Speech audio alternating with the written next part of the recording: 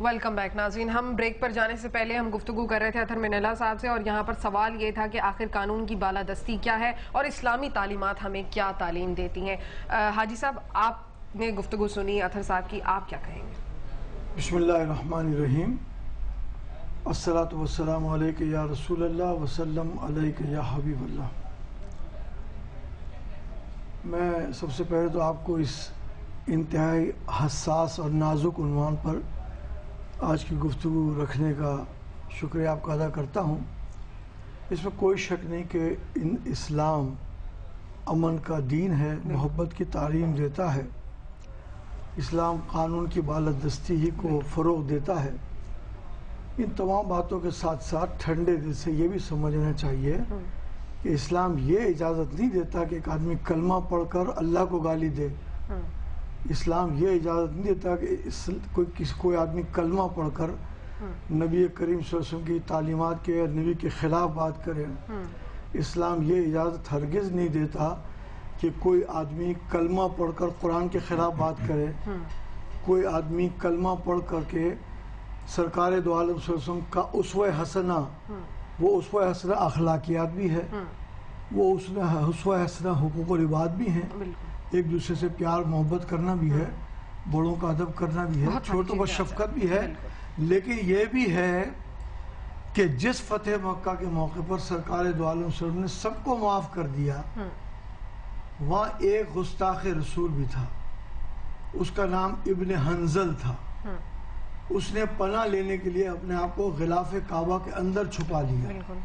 وہ سمجھتا تھا کہ یہ پناہ کی جگہ ہے، امن کی جگہ ہے، مجھے کچھ نہیں کہا جائے گا. صحابہ کرام نے سرکار دو عالم صلی اللہ علیہ وسلم کی خدمت میں حاضر ہو کر عرض کیا، یا رسول اللہ، ہمارے ماں باپ آپ پر قربان ہوں. ابن حنظل نے غلاف کعبہ میں پناہ لے لی ہے، لیکن وہ اتنا بڑا گستاخ تھا کہ نبی کریم صلی اللہ علیہ وسلم نے کہا اس کو وہاں سے نکالو اور اس کو مار دو. یہ تاریخ میں موجود ہے. یہ تاریخ سے مراد یہ ہے کہ تاریخی کتابوں میں نہیں، احادیث کی مستند کتابوں میں موجود ہے. میں عالم دین نہیں ہوں، میں مفتی نہیں ہوں. میں جانتا ہوں کہ مجھے ڈاکٹر کے معاملے میں کوئی پرابلم ہوتا ہے یا شوگر میری ڈسٹرب ہے تو میں ڈائبٹک جو اسپیشلسٹ ہوتے ہیں ان کو دکھاتا ہوں. میری گاڑی خراب ہو جاتی ہے تو صحافی کے پاس نہیں جاتا ہوں، میں میکینک کے پاس جاتا ہوں. دین کی بات سمجھنے کے لیے جن لوگوں نے دین کی ابجد کو سمجھا ہو، پڑھا ہو. ایک صحابی نابینا تھے، ان کی ایک گھر میں لونڈی تھی جو اس زمانے میں غلام اور لونڈی کا دور تھا، اور وہ آہستہ آہستہ نبی کریم صلی اللہ علیہ وسلم کی تعلیمات کے حسن کی وجہ سے ختم ہو گیا. وہ نبی کریم صلی اللہ علیہ وسلم کی شان میں گستاخی کیا کرتی تھی. ایک دن وہ تنگ آگے صحابی اور اس اپنی بیوی کو قتل کر دیا، اور قتل کر کے سیدھے سرکار دو عالم صلی اللہ علیہ وسلم کی بارگاہ میں پہنچ گئے. اور پہنچنے کے بعد آپ نے یہ سارا واقعہ سنایا تو حضور اکرم صلی اللہ علیہ وسلم نے اس پر کوئی گرفت نہیں کی، اس کو گرفتار نہیں کروایا. چلیے ڈاکٹر صاحب سے بھی تھوڑا سا پوائنٹ آف ویو اسی بات تو اسی لیے میں ذرا اس کو تھوڑا سا بس جلدی سے سم اپ کر دیتا ہوں کہ ایک نابینا صحابی کا واقعہ یہ سنایا میں نے، ایک ابن حنظل کا واقعہ سنایا. اسلام اس کی ہرگز اجازت نہیں دیتا کہ جو شخص رحمت للعالمین ہو، جو نبی رحمت للعالمین ہو، جو انبیاء کے سردار ہوں، جو پیدا ہوں تو امت کی بخشش اور مغفرت کی دعا کریں، جو معراج کی بلندیوں پر تشریف لے جائیں تو اللہ کی بارگاہ میں اپنی امت کی بخشش کی دعا کروائیں اور ان کی مغفرت کی بات کریں. وہ امتی جب موقع مل جائے، لاؤڈ اسپیکر اس کے ہاتھ میں آ جائے یا ٹیلی فون اس کے ہاتھ میں ہو، تو نبی کی تعلیمات کو کالا تعلیم کہنا شروع کر دے.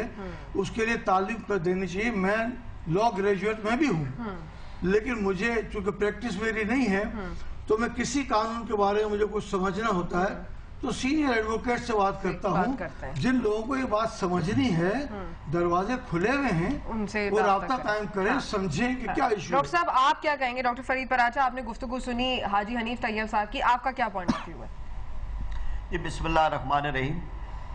امت کے درمیان یہ معاملہ کبھی اختلافی رہا ہی نہیں ہے. تمام جتنے مسالک ہیں، جتنے مکاتب فکر ہیں، سب اس بات پہ متفق ہیں کہ گستاخ رسول اور شاتم رسول ہے، اس کی سزا جو ہے وہ سزائے موت ہے، اور اس بارے میں کوئی ابہام اور کوئی اس میں کوئی دوسری رائے موجود نہیں ہے.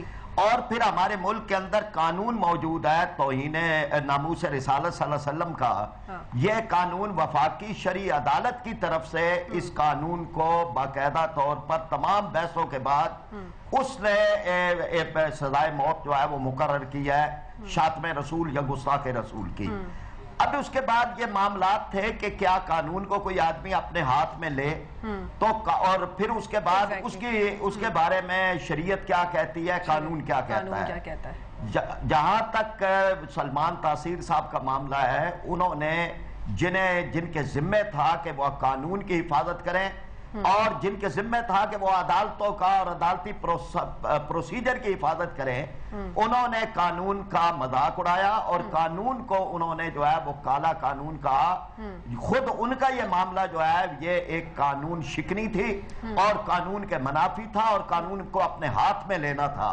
پھر اس کے بعد انہوں نے جو ہے وہ اس سے بڑھ کر یہ کیا کہ جس ایک سارے عدالتی پروسیس کے بعد جس ایک خاتون کو مسیح خاتون کو سزا ہو چکی تھی، اس کو جیل میں ملنے گئے، پریس کانفرنس منعقد کی، لوگوں کو ساتھ لے کے گئے اور وہاں پر پریس کے سامنے جو آپ سمیت سارے میڈیا پہ شاید یہ بات آئی تھی کہ انہوں نے وہاں پر یہ کہا کہ یہ ظالمانہ سزا ہے اور اس کے بعد وہیں پر اس کو ایک مرتبہ پھر کالا قانون کہا۔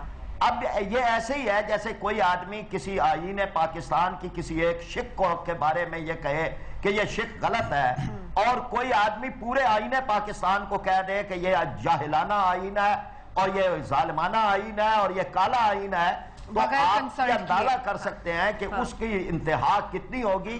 تو نبی کریم صلی اللہ علیہ وسلم کی ذات گرامی کے اندر کوئی گستاخی کا کلمہ کہنے والا اور اس گستاخی کے کلمے کے اوپر بنے ہوئے پورے قانون کو ظالمانہ کہنے والا، وہ اس سے کئی گنا زیادہ مجرم ہے کہ جو اس نے جو کسی ایک جملے کے اندر کوئی گستاخی کا لفظ کہتا ہے۔ اس کے بعد پھر یہ کہ جب آئین نے ان کو جو ہے وہ استثناء دی ہوئی ہے جو شرعیاً انصاف کے، عدل کے اور اسلام کے منافی ہے، اسی کی وجہ سے وہ دروازے بند ہو گئے کہ جہاں سے قانون کا دروازہ کھٹکھٹانا چاہیے تھا، لوگ تھانہ سول لائنز کے اندر درج کروانے کے لیے گئے ایف آئی آر اور ان کی ایف آئی آر درج نہیں کی گئی۔